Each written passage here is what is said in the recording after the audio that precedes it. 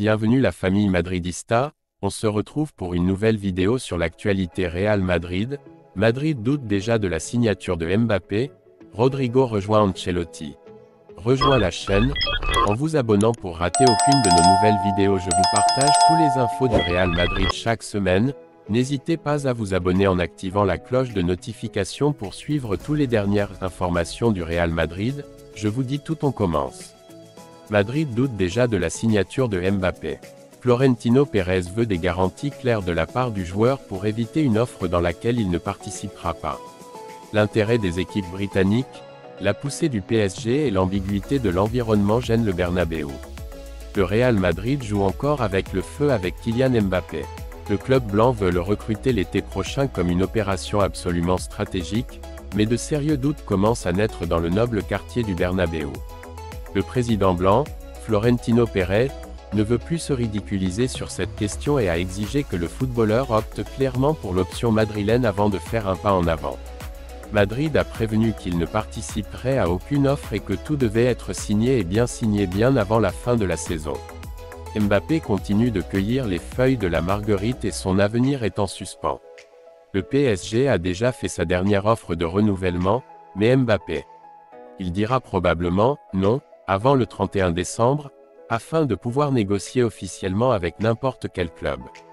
Madrid semblait être sa première option, mais l'émergence de Chelsea et de Liverpool dans la course aux joueurs a beaucoup gêné Madrid. Soit Mbappé se définit clairement, soit le club blanc mettra de côté son incorporation étant donné qu'en attaque, ils ont déjà Vinicius et Rodrigo et Bellingham est devenu le leader de leur projet.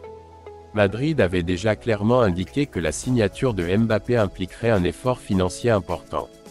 Le club blanc s'est même montré ouvert à réaliser une opération à 3 avec le PSG permettant à Mbappé de renouveler pour payer un transfert convenu d'un montant raisonnable. Cela permettrait à Madrid de sauver ses relations avec les Parisiens, même si le footballeur devrait perdre de l'argent, ce qu'il ne semble pas vouloir faire. Si cette option n'était pas offerte, Madrid paierait une prime de transfert et Mbappé deviendrait, de loin, le joueur le mieux payé de l'équipe. Mais tout a une limite et ce que Florentino ne veut pas, c'est rivaliser désormais avec des clubs de premiers ministres prêts à se ruiner, comme c'est le cas de Chelsea. Les démarches de son entourage auprès du club londonien et de Liverpool ont laissé perplexes les dirigeants blancs, qui depuis le renouvellement de son contrat avec le PSG se méfient absolument de la parole du joueur et de son entourage. Il n'y a pas de date limite, mais Madrid souhaite être clair sur la situation au plus tard en janvier pour exposer son projet sportif. Dans le cas où Mbappé serait exclu, Madrid pourrait opter pour un avant-centre de haut niveau, même s'il existe peu d'options sur le marché qui les convaincraient d'investir une grosse somme d'argent. Tout dépend du Français et Mbappé doit se définir maintenant. Pour l'heure, les médias proches du club blanc ont déjà commencé à refroidir l'opération. Rodrigo rejoint Ancelotti. L'Italien l'utilise pour occuper des positions offensives vacantes, mais pas pour jouer dans la position dans laquelle il se sent le plus à l'aise. Le Brésilien est entré dans une spirale négative dans laquelle son potentiel et sa continuité sont remis en question au cas où des recrues comme Mbappé arriveraient. Rodrigo Góes est entré dans une spirale négative dans ce premier tiers de saison où sa performance est remise en question. Ses statistiques de buts sont sur les rochers, un but en 11 matchs qui l'éloigne de l'efficacité de Bellingham, 10, de Joselu, 5, ou de Vinicius lui-même, qui en compte 3 en 7 matchs. Rodrigo a un problème avec Ancelotti, qui l'utilise comme joker offensif et lui confie des tâches qui ne correspondent pas à son profil. Il a besoin de plus de soutien et de crédibilité de la part de l'Italien pour le placer là où il est le plus performant, comme il le fait avec les autres joueurs. Rodrigo fait partie de ceux qui ont haussé la voix pour dire qu'il n'aime pas occuper le poste où le place Ancelotti, celui d'avant-centre. Camavinga, Kroos et Tchouaméni l'ont également fait, qu'il a joué au poste d'arrière-gauche, respectivement milieu de terrain ou arrière central. La différence est que Rodrigo répète comme attaquant plus qu'il ne le souhaiterait, et cela l'éloigne des groupes où il se sent plus à l'aise. Surtout à gauche, sa position naturelle, mais Vinicius lui a barré la route avec l'approbation de l'Italien. Image conformiste. Ancelotti a une confiance aveugle dans les capacités de Rodrigo, mais il est l'un des rares joueurs à qui il n'accorde pas le bénéfice de le mettre dans son habitat naturel.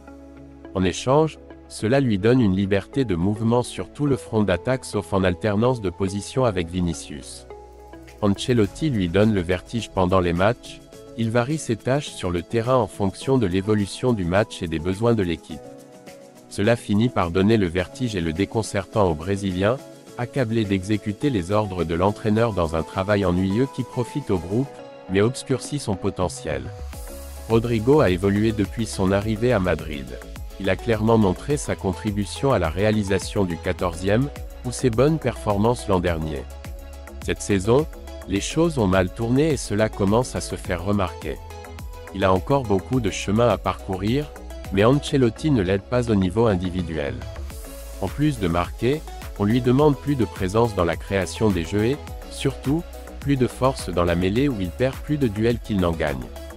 Rodrigo projette une image conformiste de lui-même.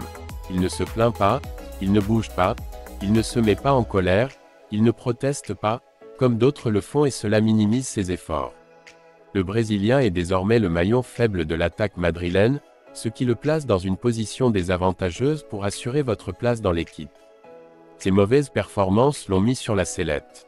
S'il signe Mbappé, avec l'arrivée d'Endrick et s'il garde Joselu, leur espace va se rétrécir. Bellingham, Brahim et Güler étouffent encore davantage leurs options. Il a une valeur de 100 millions d'euros et que United, Liverpool, City ou Arsenal le rejoignent n'est pas une bonne nouvelle si son idée est de réussir au Real Madrid. Footmercato. L'ancien coach d'Arda Güler pense qu'il a un meilleur potentiel que Léo Messi. Messi est le plus grand joueur que j'ai jamais vu et Arda a de grandes capacités. Messi a déjà tout accompli et Arda doit le faire, c'est encore un enfant. Mais si nous parlons purement de potentiel, Arda a plus de potentiel que Messi, même s'il a encore un long chemin à parcourir. Je ne parle que du potentiel, bien sûr.